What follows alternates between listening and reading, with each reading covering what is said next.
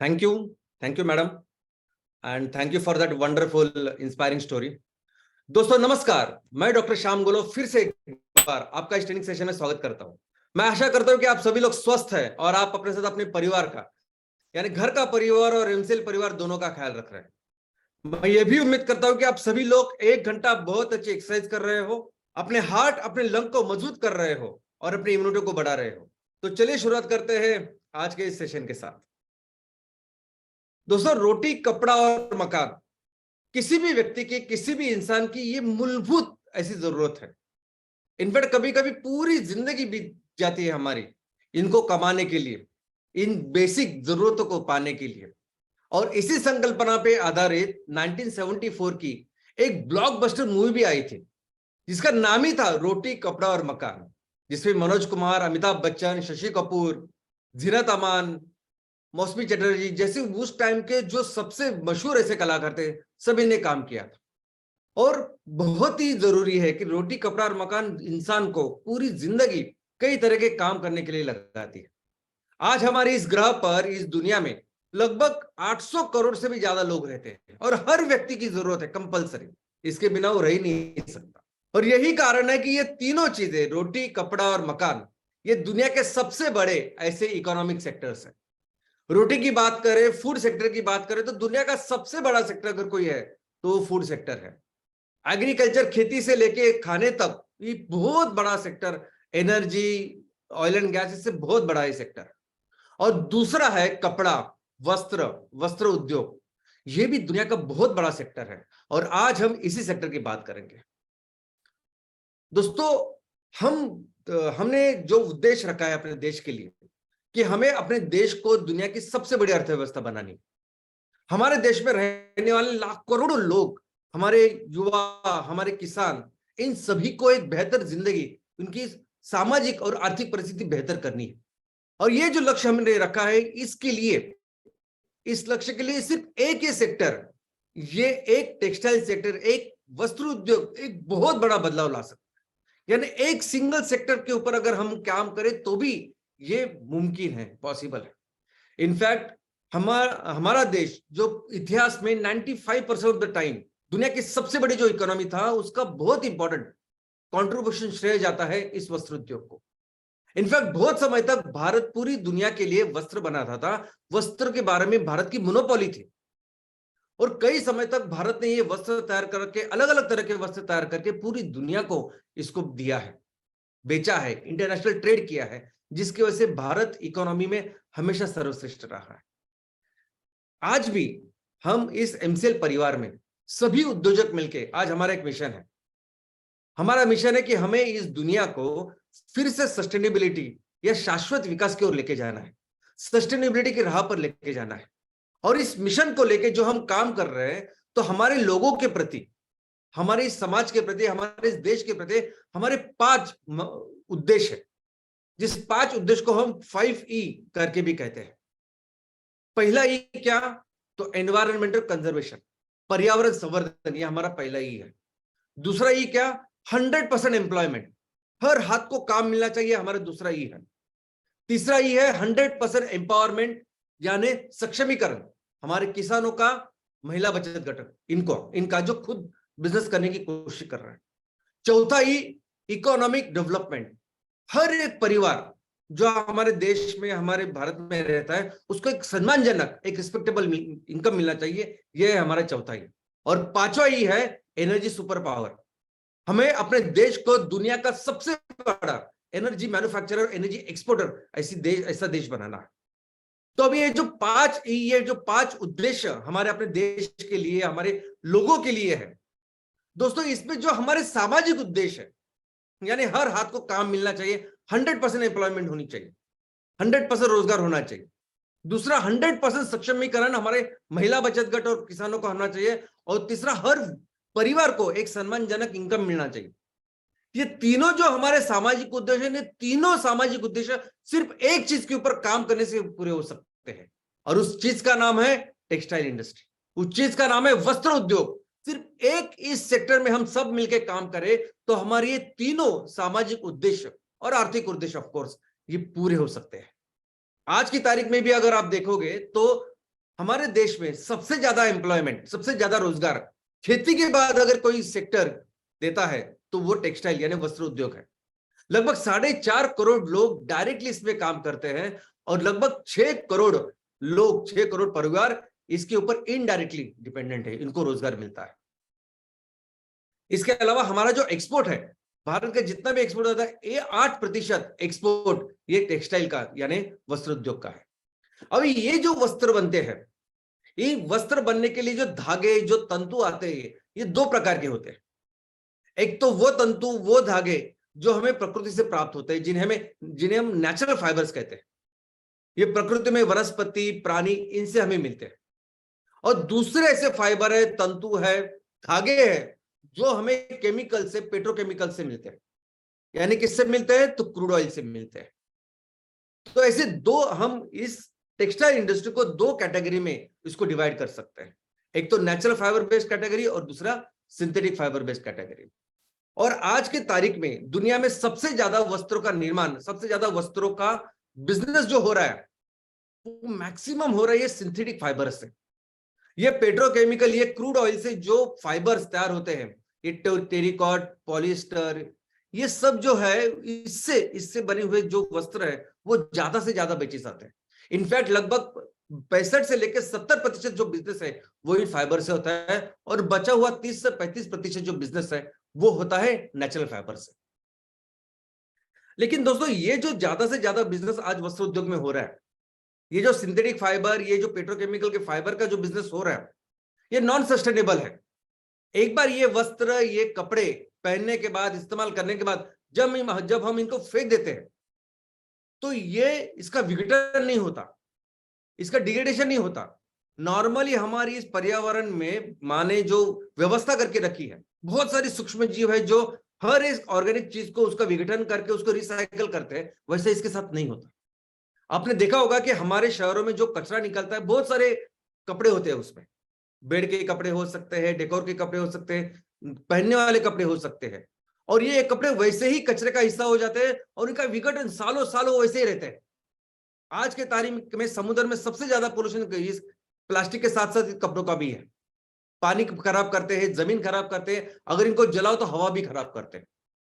इस सेक्टर, ये जो सेक्टर नॉन सस्टेनेबल, और दूसरा जो सेक्टर है सस्टेनेबल सेक्टर, यानी ऐसे कपड़े जो नेचुरल फाइबर से बनते हैं, जो प्रकृति में जो वनस्पति है, प्राणी है, उनके फाइबर से जो वस्त्र बनते हैं, वो सबकी जो कैटेगरी है वो है सस्टेनेबल कैटेगरी, वो है शाश्वत ऐसी टेक्सटाइल या वस्त्र उद्योग।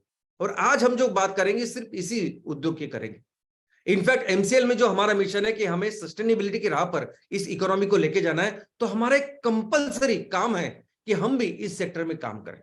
हम भी इस पूरे जो टेक्सटाइल सेक्टर, वस्त्र उद्योग है, इसको सस्टेनेबल वस्त्र उद्योग में कन्वर्ट करें।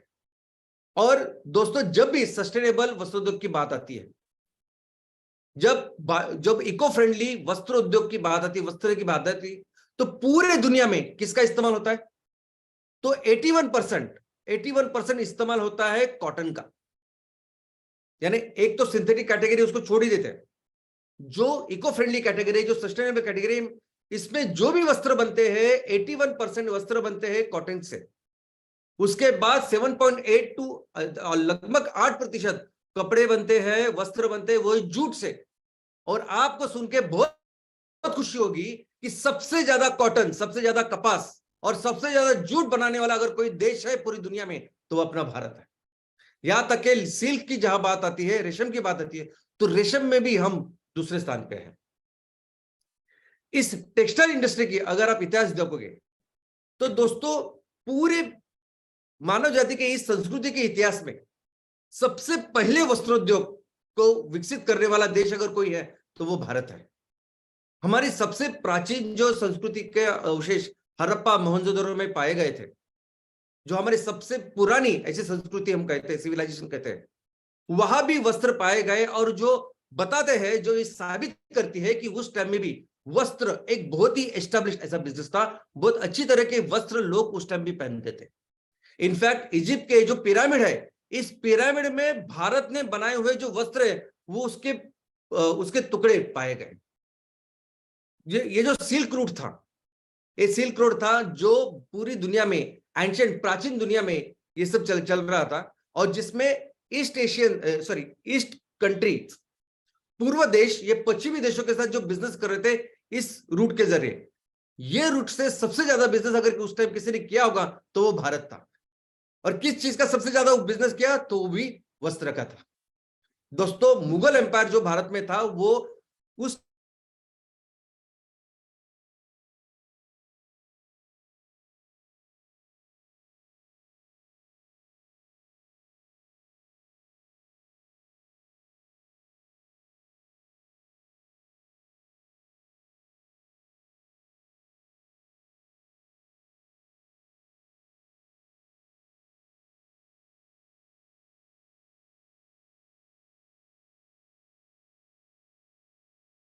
फिर ये डच लोग वस्त्र का बिजनेस करते थे बाकी के लोगों को देने के लिए। दोस्तों, और इन पूरे इतिहास में, इस पूरे बिजनेस में, टेक्सटाइल इंडस्ट्री में सबसे ज्यादा जिस वस्त्र का बिजनेस हुआ, जो वस्त्र हमने बेचा, वो था कॉटन टेक्सटाइल, सूती वस्त्र। और ऑफ कोर्स बाद में आ गई ईस्ट इंडिया कंपनी।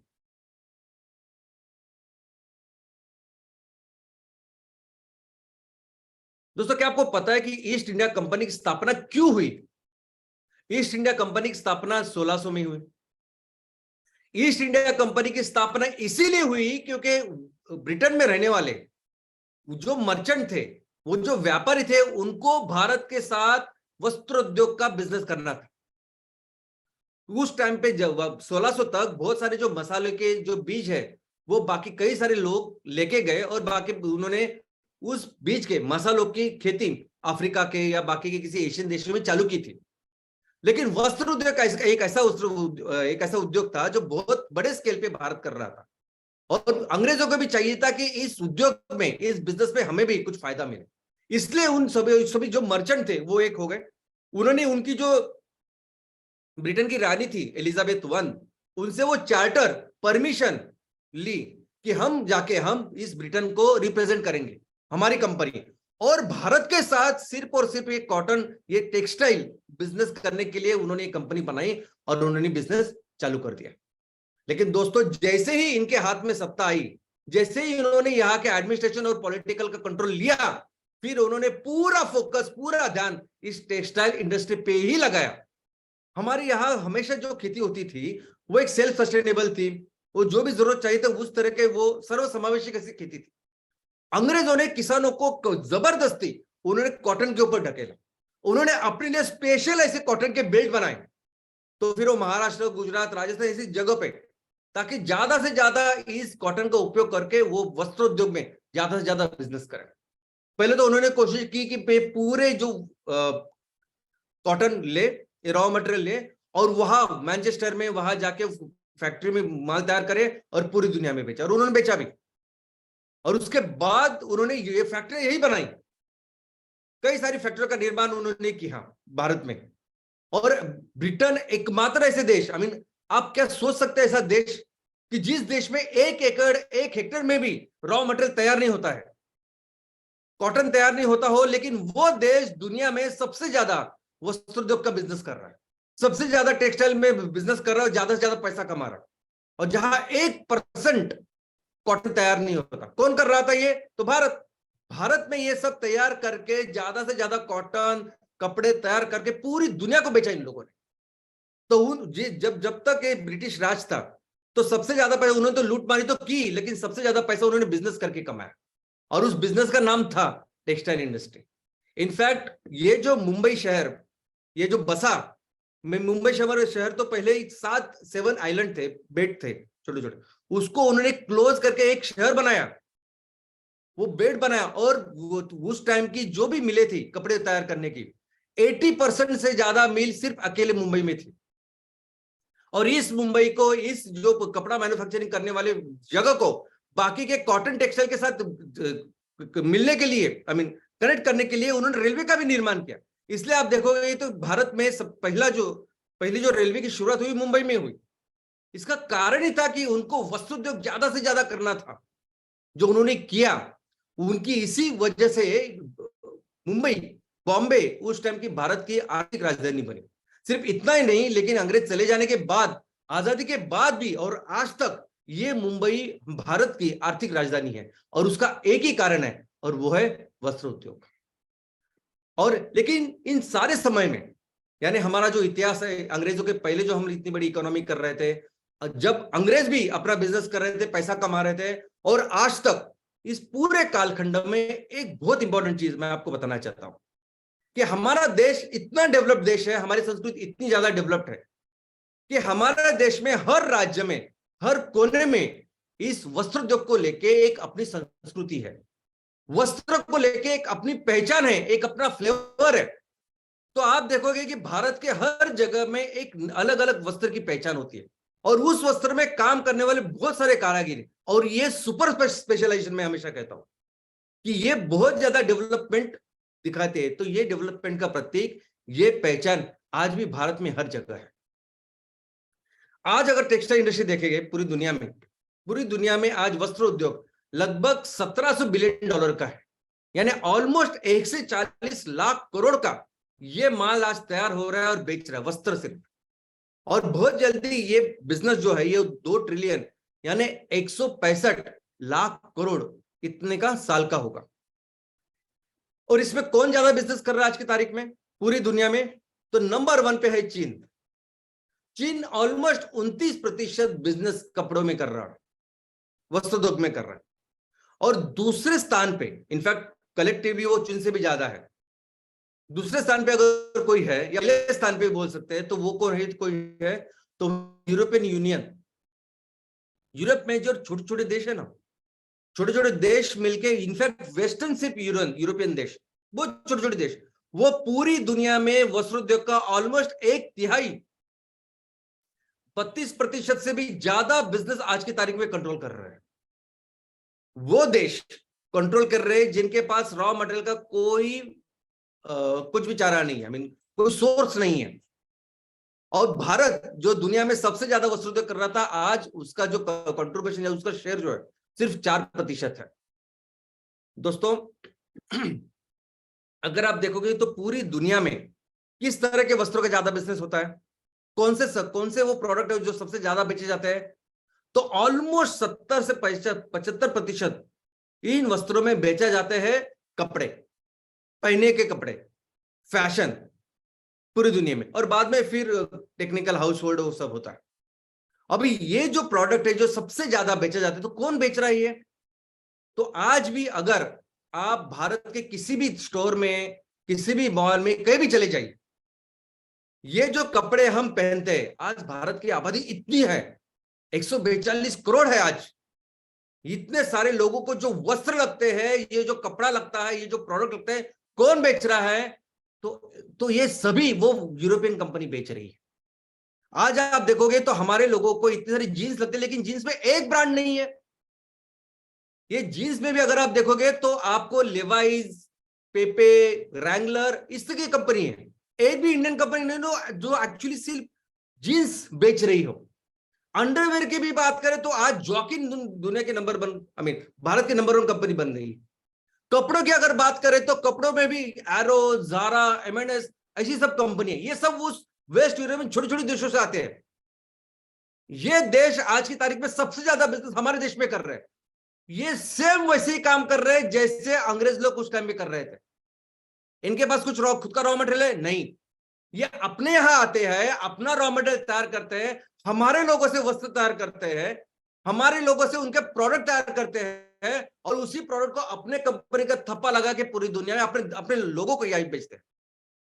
इनफैक्ट जब अंग्रेज आए थे, तब अंग्रेजों के टाइम पे उनको परमिशन लेनी पड़ी, अनुमति लेनी पड़ी उनके एलिजाबेथ से। यहां आने के बाद भी राजाओं को पूछना पड़ा, उनसे परमिशन लेनी पड़ी बिजनेस की वजह से। आज तो बिल्कुल ऐसा नहीं, आज तो बहुत सिंपल हो गया है। आज की तारीख में इस सेक्टर में 100% एफडीआई है। 100% एफडीआई का मतलब है फॉरेन डायरेक्ट इन्वेस्टमेंट। कोई भी कंपनी 100% यहां पैसा डाल के, फैक्ट्री डाल के, माल तैयार करके धंधा कर सकती है, बिजनेस कर सकती है, और ऐसा हो रहा है। स्पोर्ट्स में भी अगर आप देखोगे तो नाइकी, आदिदास, प्यूमा, ये कंपनियां हैं, यही यूरोप की जो कंपनियां जो स्पोर्ट्स के जो कपड़े हैं वो बेच रही है। हमारे यही सब रॉ मटेरियल वगैरह लेके। इनफैक्ट आपको अंदाजा नहीं, लेकिन जारा, एमएनएस, बेनेटन, लेवाइज, इन कंपनी ने भारत में बहुत सारी इन्वेस्टमेंट की है और यहां फैक्ट्री तैयार करके वो माल तैयार करके बेच रही है। ये सभी कंपनियां वैसे ही काम कर रही है जैसे ईस्ट इंडिया कंपनी काम कर रही थी आज की तारीख में। और हम क्या कर रहे हैं, तो हम इनके लिए कपड़ा सिलाने का, हम इनके लिए कॉटन से वो कपड़ा तैयार करने का ये काम कर रहे हैं। और इसीलिए हमारा जो कंट्रीब्यूशन है ये पूरे ग्लोबल ट्रेड में ये सिर्फ 4% है। और हमारा जो एक्सपोर्ट अगर आप देखोगे तो हमारा एक्सपोर्ट रेडीमेड गारमेंट्स का है। रेडीमेड गारमेंट्स कौन से गारमेंट, तो इनके कंपनी के लिए जो करने हैं वो गारमेंट्स, कॉटन टेक्सटाइल है, एमएमएफ है, ये सब कुछ है। लेकिन जब नेचुरल सस्टेनेबल टेक्सटाइल की बात आती है तो सबसे ज्यादा नंबर 1 है कॉटन और नंबर 2 पे है ऑफ कोर्स जूट। तो देखते हैं इस कॉटन टेक्सटाइल के बारे में। अभी वो समझते हैं कि देखो मैंने ये बताया कि आज की परिस्थिति क्या है, लेकिन हमारी परिस्थिति क्या हो सकती है, हम कहां जा सकते हैं, उसको डिस्कस करते हैं। तो पहले है कॉटन टेक्सटाइल। दोस्तों पूरी दुनिया में अगर आप देखोगे तो वस्त्रों के बारे में सबसे ज्यादा पसंदीदा कोई वस्त्र है तो वो है कॉटन। लोग कहते हैं, पूरी दुनिया कहते हैं कि कॉटन इज एब्सोल्युटली ग्रेट, सबसे जबरदस्त है कॉटन, कॉटन के कपड़े ही पहनने चाहिए। क्यों? क्योंकि उससे कई सारे कारण है। इनफैक्ट कभी भी लोग जब सस्टेनेबल की बात करते हैं तो लोग सस्टेनेबल में वूल, सिल्क को मानते ही नहीं। एक ही चीज सस्टेनेबल मानते हैं, वो है कॉटन। कॉटन सबसे इंपॉर्टेंट है। क्यों? तो बहुत सारी रीजन है। एक तो कॉटन दुनिया में सबसे ज्यादा एम्प्लॉयमेंट जनरेट करने वाला वस्त्र उद्योग है और हर जगह में, बाकी के देशों में भी इसके हर चीज के लिए, हर एक्टिविटी के लिए बहुत सारे लोग लगते हैं। तो it is a labour intensive process, इसलिए बहुत ज्यादा लोग इस कॉटन के बिजनेस में, इस वस्त्र उद्योग में काम कर सकते हैं। इसमें एम्प्लॉयमेंट जनरेशन होती है। सबसे पहला कारण ये, अगर टेक्निकली अगर हम देखें, एक प्रोडक्ट करके हम देखें, तो ये कॉटन जो है, ये कपास जो है, ये सूती वस्त्र जो है, ये बाकी के सभी वस्त्रों से ज्यादा ड्यूरेबल है, ज्यादा देर रहेंगे। भले ही हम इनिशियली जब इसको खरीदने के टाइम हमको लगता है कि इससे ये ज्यादा महंगा है थोड़ा सा, लेकिन लॉन्ग टर्म में ज्यादा महंगा नहीं रहता, क्योंकि वो जो बाकी के टेरिकॉट पॉलिस्टर आप लेते हैं ना, वो ज्यादा इतने दिन नहीं रह सकते जितना कॉटन रह सकता है। दूसरा, हाइपो एलर्जी। दोस्तों आज की तारीख में हमारे इस टाइम में एलर्जी बहुत बढ़ गई है। एलर्जी कौन सी? तो स्किन की एलर्जी होती है, अंदर की भी एलर्जी होती है। कहां से होती है एलर्जी? तो ये एलर्जी होती है सिर्फ और सिर्फ केमिकल्स की वजह से। कहां से आ रहे हैं केमिकल? वो सब पेट्रोकेमिकल से वहां से आते हैं। तो इसीलिए ये जो वस्त्र भी जो बनते हैं, जो केमिकल से, पेट्रोकेमिकल से, उनसे भी एलर्जिक रिएक्शंस होती है। जब भी किसी को स्किन की एलर्जी होती है तो डॉक्टर बोलते हैं कि आपको बिल्कुल पॉलिस्टर, टेरिकॉट कुछ पहनना नहीं, सिर्फ और सिर्फ कॉटन पहनना है, क्योंकि कॉटन ये से ना एलर्जिक होती है। इनफैक्ट कॉटन में एंटीबैक्टीरियल ऐसी प्रॉपर्टीज होती है। कॉटन 100% बायोडिग्रेडेबल है, आप ऐसे उसको छोड़ देंगे तो वो सूक्ष्म जीव उसका डिग्रेडेशन कर देंगे। कंपोस्टेबल है और सबसे इंपॉर्टेंट फायर रेजिस्टेंट है, जल्दी आग नहीं पकड़ता कॉटन।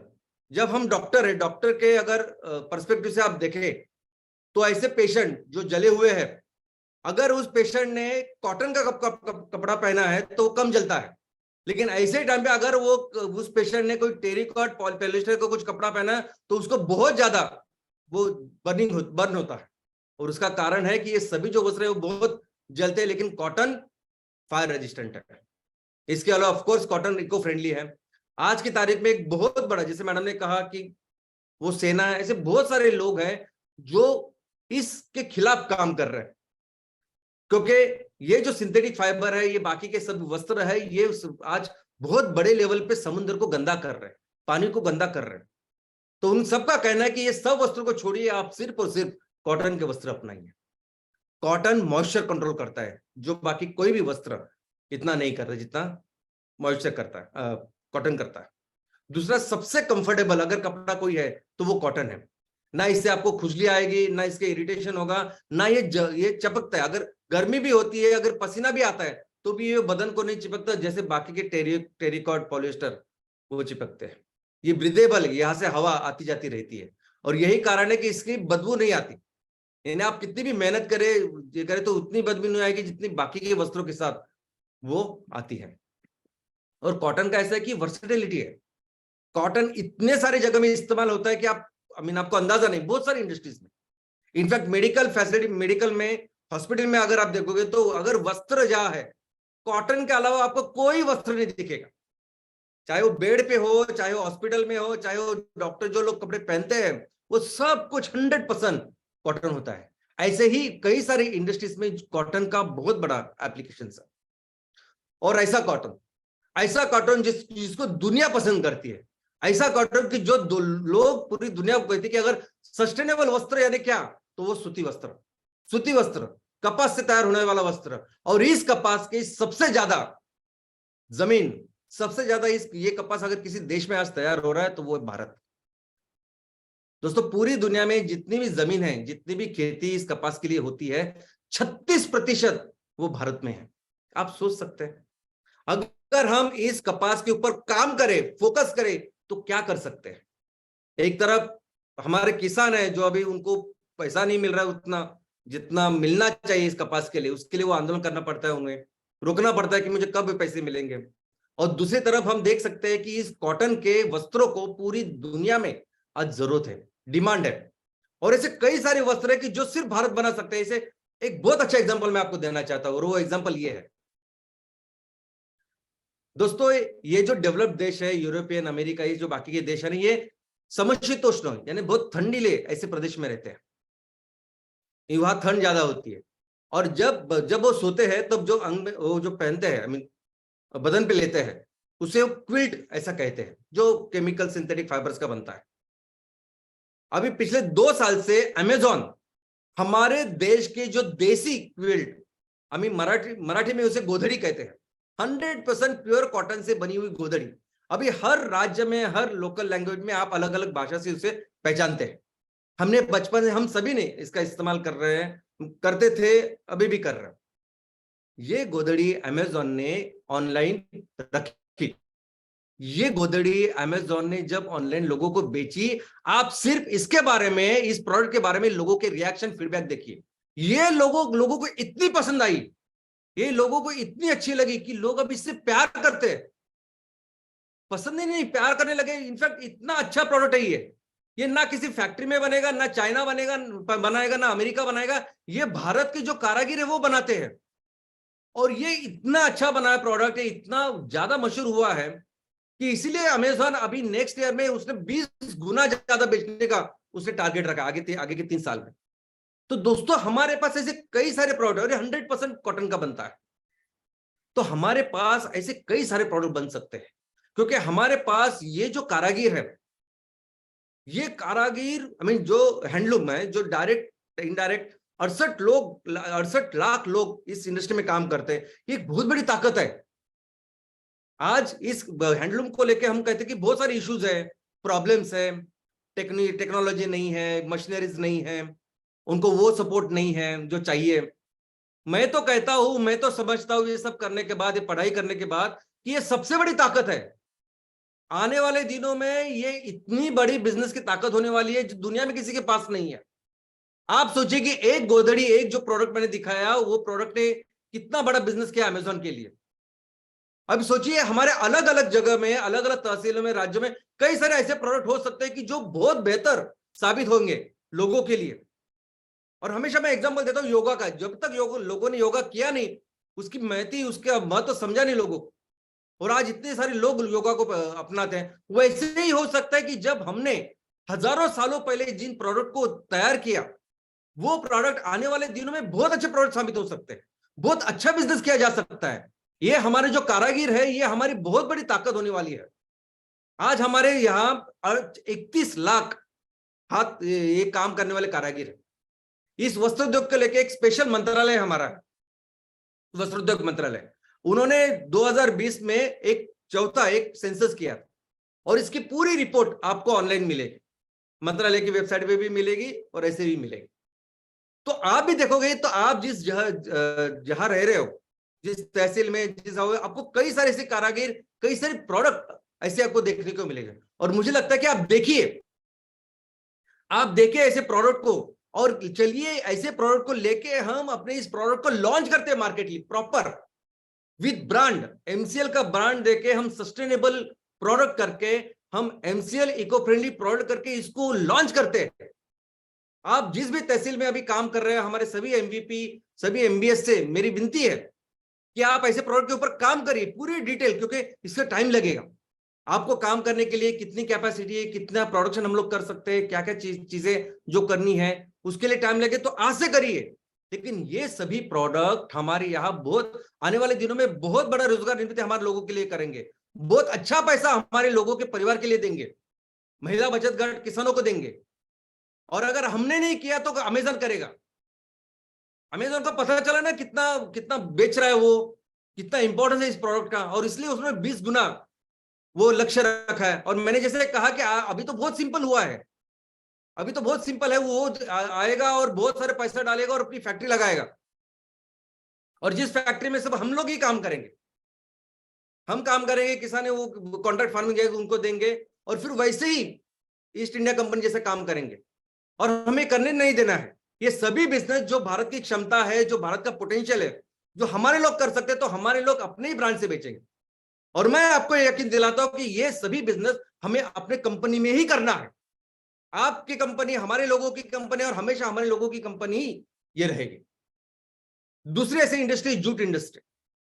दोस्तों, जूट इंडस्ट्री यानी दुनिया की सबसे ओल्डेस्ट इंडस्ट्री जूट की अगर किसी देश में तो भारत में। अभी तक सबसे बड़ी जूट की इंडस्ट्री किसी देश में तो भारत में है। इनफैक्ट सबसे ज्यादा जो जूट का रॉ मटेरियल तैयार होता है, जूट का निर्माण होता है, वो भारत में होता है। लेकिन एक्सपोर्टर में हम दूसरे स्थान पे हैं। लेकिन इस जूट की वजह से 40 लाख किसान इसके ऊपर निर्भर है, इस काम करते हैं, इनको आमदनी मिलती है। और लगभग 1,40,000 लोग खेतों में काम करते हैं, तो उनको खेतों से रोजगार मिलता है, एम्प्लॉयमेंट मिलती है। लेकिन इसके ऊपर काम करने वाले, इसके ऊपर मैन्युफैक्चरिंग जो अलग अलग प्रोडक्ट्स होते हैं, वो अगर आप देखोगे तो ऑलमोस्ट 2,40,000 लोग आज इसमें काम करते हैं। अभी इस इंडस्ट्री की क्या इश्यूज है, अभी ये इंडस्ट्री भी उतनी डेवलप नहीं हो रही जितनी होनी चाहिए। आज पूरे देश में कुल मिलाकर 93 मिल है। सबसे ज्यादा वेस्ट बंगाल में है, बाद में उड़ीसा में है, आजू बाजू के इलाके में। और इसमें प्रॉब्लम क्या है, तो इशू वही है जो कॉटन में है, जो बाकी के इंडस्ट्री में। एक तो मॉडर्नाइजेशन नहीं है जो होना चाहिए, प्रोडक्ट डाइवर्सिफिकेशन। अभी हमको अंदाजा ही नहीं है कि ये जूट कहां कहां इस्तेमाल होता है। इनफैक्ट जब ये पढ़ाई करने के बाद मुझे पता चला कि ये जूट कितने सारे सेक्टर्स में, कितने सारे जगह में ये प्लास्टिक को, रबर को रिप्लेस कर सकता है।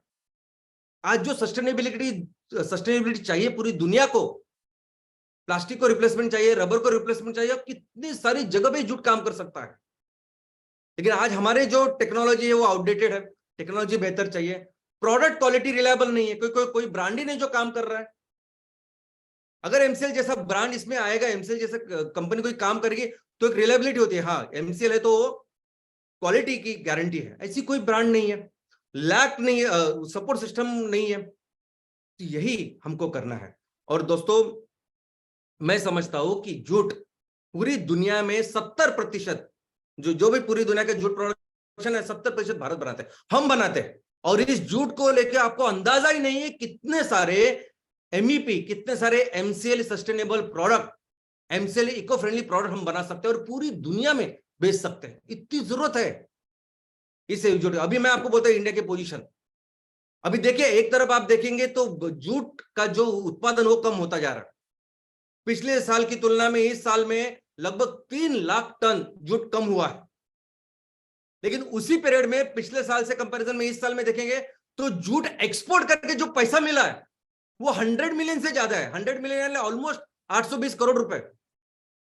और ऐसा कैसा हो सकता है कि जूट का उत्पादन कम हो रहा है लेकिन वहां आप पैसा ज्यादा कमा रहे, पैसा ज्यादा कमा रहे और कम कम माल बेच के पैसा ज्यादा कमा रहे। इसका मतलब ये जो प्रोडक्ट है इसकी दुनिया को बहुत ज्यादा जरूरत है, दुनिया ज्यादा पैसा दे रही है इस चीज को, लेकिन वो शायद किसानों को नहीं मिल रहा है, इसलिए किसान उसका ज्यादा उत्पादन नहीं कर रहे।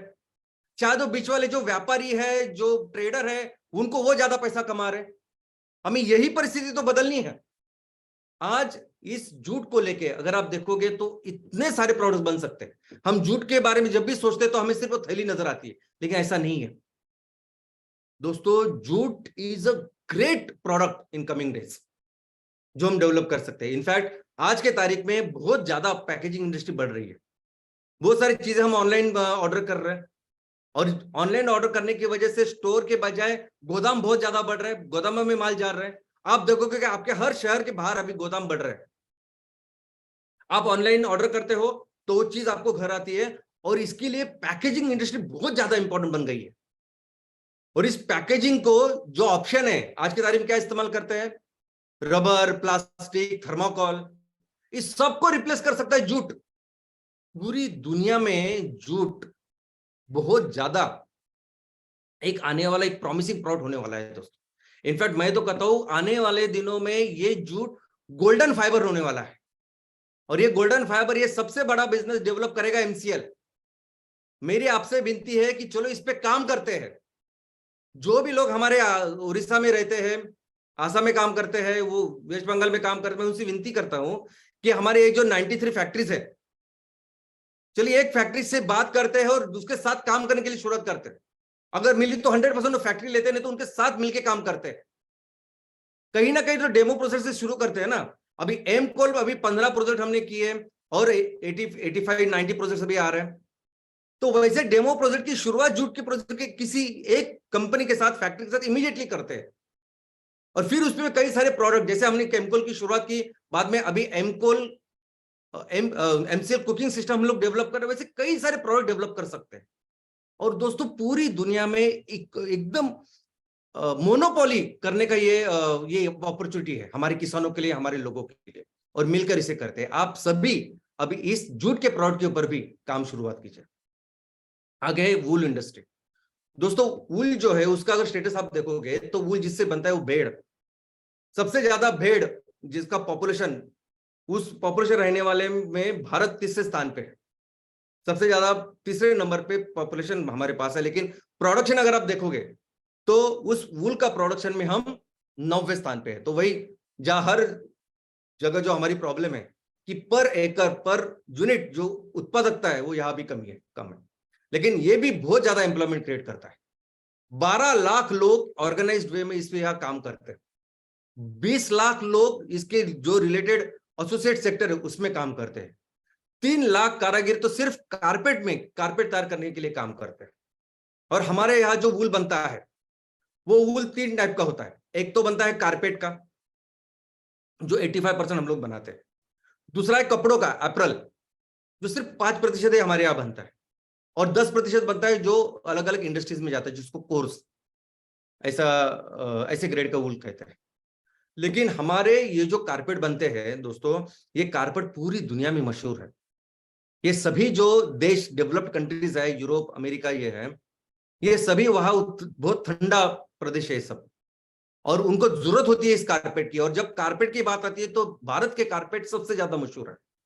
हम जो भी उल्का एक्सपोर्ट करते हैं 80% हम लोग कारपेट एक्सपोर्ट करते हैं, और मैक्सिमम तो वो अमेरिका ही लेके जाता है। अगर आप एक्सपोर्ट देखोगे तो ज्यादा से ज्यादा अमेरिका लेता है, और बाकी के सभी यूरोपियन कंट्रीज है यहाँ जो लेते हैं। और मैक्सिमम मैंने 100% भी हम एक्सपोर्ट ओरिएंटेड यूनिट्स इसके साथ चालू कर सकते हैं। लेकिन यही इसी के साथ भी वही परिस्थिति है। इसके साथ भी क्या है प्रॉब्लम कि हमारा जो वूल मैन्युफैक्चरिंग वो दिन ब दिन कम होता जा रहा है। डिमांड इतनी है, सब लोग पैसे वाले लोग देने के लिए तैयार है, सब कुछ है, हमारी चीज उनको पसंद आ रही है, लेकिन फिर भी वो कम होता जा रहा है। और दोस्तों लेकिन ये ऐसा सेक्टर है, एरिया है कि यहाँ भी बहुत ज्यादा एम्प्लॉयमेंट जनरेशन हो सकती है। एम्प्लॉयमेंट यहाँ भी जरूरत है उसी सब चीजों की जो हमने अभी जूट में देखा, कि कोई तो ऐसा ब्रांड होना चाहिए, कोई कंपनी होनी चाहिए जो इसकी जिम्मेदारी ले, जो अच्छा प्रोडक्ट तैयार करे, ब्रांड तैयार करे और बेचे उसको। और चलिए मिलके करते हैं। इस ऊल में भी मैं आपको बोलता हूं कि आप अपने तहसील में, क्योंकि भारत के कई सारे राज्यों में इसकी बिजनेस होते हैं, आप अपने तहसील में देखोगे कहाँ ऐसे प्रोडक्ट हम लोग तैयार कर सकते हैं, कौन से कारागिर है, क्या बिजनेस तैयार कर सकते हैं, प्रोडक्ट कौन सा है जो हम लोग बेच सकते हैं। और चलिए मिलते हैं और इसको लॉन्च करते हैं इमीडिएटली, और बेचते शुरुआत करते हैं। सभी जगह एमकोल जैसे ही काम होगा।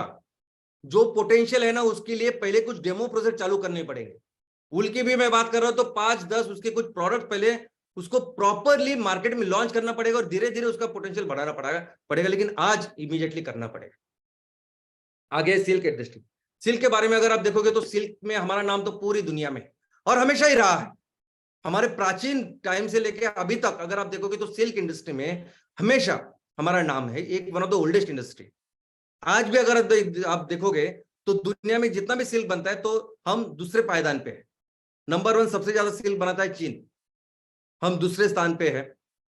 ऑलमोस्ट 1 करोड़ यानी 97,60,000 इतने लोग इस सिल्क में काम करते हैं। और आज भी सबसे ज्यादा फॉरेन एक्सचेंज, बाहर का पैसा जो हमें मिलता है, परकीय चलन मिलता है, वो सिल्क की वजह से मिलता है। लेकिन अब भले ही चाइना सबसे ज्यादा सिल्क का निर्माण करता हो, लेकिन सभी तरह के सिल्क का उत्पादन सिर्फ और सिर्फ भारत करता है।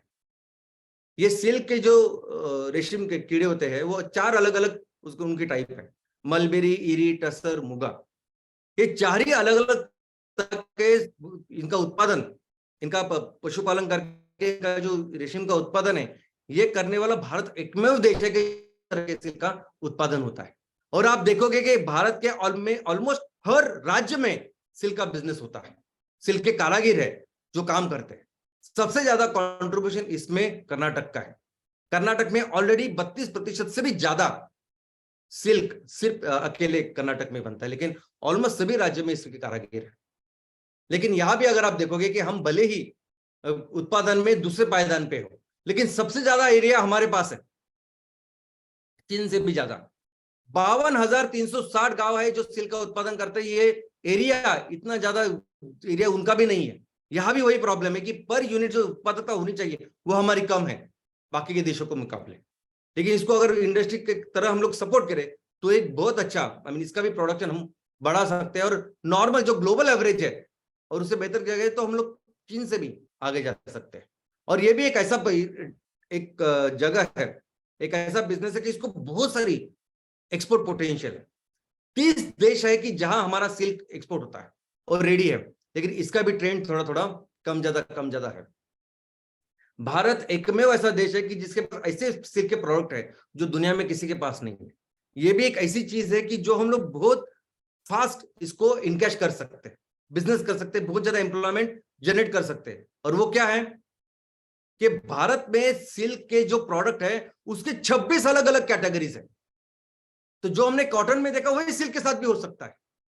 सिल्क के साथ भी इतना सारा पोटेंशियल है जिसको टैप करने की जरूरत है। यही तो सब काम था जिसके वजह से भारत इतनी बड़ी इकोनॉमी था, और ये काम आज भी हम कर सकते हैं। लेकिन दोस्तों क्या है, एक बात सबको समझिए आप कि आने वाले दिनों में सस्टेनेबल टेक्सटाइल सेक्टर ही इसके तरफ ही पूरी दुनिया जाने वाली है, क्योंकि दूसरा अभी चारा ही नहीं है, दूसरा सोल्यूशन ही नहीं है।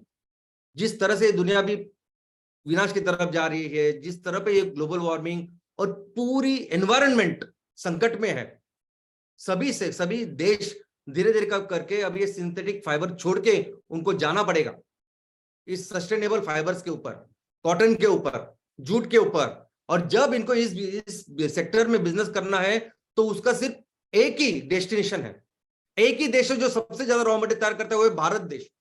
ये सभी कंपनियां कल जाके आने वाली है भारत में। ये सभी सेक्टर जब जिसको अभी अभी हम ज्यादा देखते नहीं, वो कंपनियां आएगी और इसको ज्यादा से ज्यादा इसका पोटेंशियल करेगी और बिजनेस करेगी ऐसे कंडीशन में। और ये टेक्सटाइल सेक्टर वो सेक्टर है जो अंग्रेजों को पहले भी, जिसकी वजह से उसने भारत को सबसे बड़ी इकोनॉमी रखा, अंग्रेजों ने भी सबसे ज्यादा उसका फायदा लिया, खुद का फायदा किया। और आज भी हमारे सामने जो भी सामाजिक प्रश्न, जो भी सामाजिक चैलेंजेस या उसके लिए जो उद्देश्य हमने रखे हैं, वो 100% पूरा कर सकता है टेक्सटाइल सेक्टर। 100% एम्प्लॉयमेंट जनरेशन है तो जम्मू कश्मीर से लेकर तमिलनाडु तक, नॉर्थ ईस्ट से लेकर राजस्थान तक हर घात सकता है ये अकेला टेक्सटाइल सेक्टर। हर घर में अगर कुछ हमें अच्छी आमदनी देनी है तो हर घर को एक सम्मानजनक इनकम दे सकता है टेक्सटाइल सेक्टर। इतनी पोटेंशियल, इतना पोटेंशियल भारत का इस सेक्टर में। लेकिन हमें रोकना पड़ेगा इस ईस्ट इंडिया कंपनी वर्जन 2। हम नहीं होने देंगे। हम हमेशा ये काम करेंगे, ये सभी जो बिजनेस करेंगे हम अपने लोगों के बिजनेस में से ही करेंगे, आपकी कंपनी ही करेगी ये काम, देखेंगे। और अब एक वादा मैं आपको करता हूं, हमेशा के लिए, कोई भी परिस्थिति हो, कोई भी परिस्थिति एमसीएल पे आए, लेकिन एमसीएल कभी भी अपने लोगों के भविष्य को नहीं बेचेंगे, कभी भी हम किसानों के भविष्य को नहीं बेचेंगे, कभी भी हम अपनी कंपनी की इक्विटी, मालकी किसी दूसरी फॉरेन कंपनी को नहीं बेचेंगे पैसों के लिए। हमेशा ये बिजनेस हम अपने ही लेवल पे करेंगे, ऐसे हमारी कंपनी में करेंगे, जो कंपनी के मालिक हमेशा हमारे लोग रहेंगे। और दोस्तों करते हैं, और करते हैं अपने देश को फिर से टेक्सटाइल सेक्टर में उस लेवल तक लेके जाते हैं जहां हमारा पोटेंशियल है, जहां काबिलियत हम लोग रखते हैं, और फिर से एक बार हम अपने देश को, अपनी इकोनॉमी को दुनिया की सबसे बड़ी इकोनॉमी बनाते हैं। जय हिंद, जय एनसीआर। धन्यवाद।